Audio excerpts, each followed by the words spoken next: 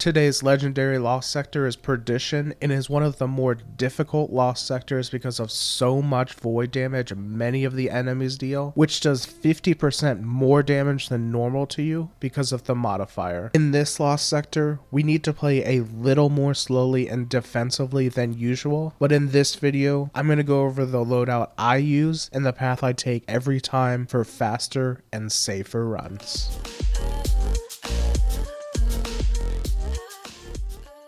Hi guys, I'm Legionless and this channel is about helping you enjoy your games more. If you want to enjoy your games more, subscribe to the channel to get recommended more Destiny 2 content on the channel, like what are the best rolls you need to get on the new weapons in Beyond Light. Make sure to comment down below if you have any other tips for this lost sector, and follow me on Twitter for more Destiny content. If you need specific tips for running this lost sector on the class you're running, there's links in the description below to a quick guide on the loadout to run on your class for quick and easy runs. In this lost sector, you're going to run into 2 barrier Hobgoblins and 2 Overload Minotaurs. Our loadout is going to need to be able to stun both of these champions easily, as well as have enough damage to reliably be able to kill them before they just run right through us. Every champion kill gives you an extra revive, and killing all champions should give you a higher chance at getting an exotic drop from the chest. The recommended power level is 1250, so you should be as close to this as possible, but it's still pretty doable if you're 20 levels under. You won't have the fastest runs, but you also won't be so weak that you won't stand a chance. You take extra damage from any arc damage, and while you're in the air, void damage you deal and receive is also increased by 50%, which is why Minotaurs and the boss will one-shot you if you're really low power level, and will get you to really low health if you're closer to the recommended power level. My usual kinetic scout rifle, Ariana's Vow, and heavy weapon loadout isn't going to work in this lost sector because of the countless arc shields in this lost sector. For this lost sector, I recommend a kinetic scout rifle still, but you should then run an arc SMG or pulse rifle and a void heavy weapon of your choosing. For this season, auto rifles and scout rifles are the only weapon types that can disrupt overload champions, but relying on auto rifles to disrupt these Minotaurs, teleport around a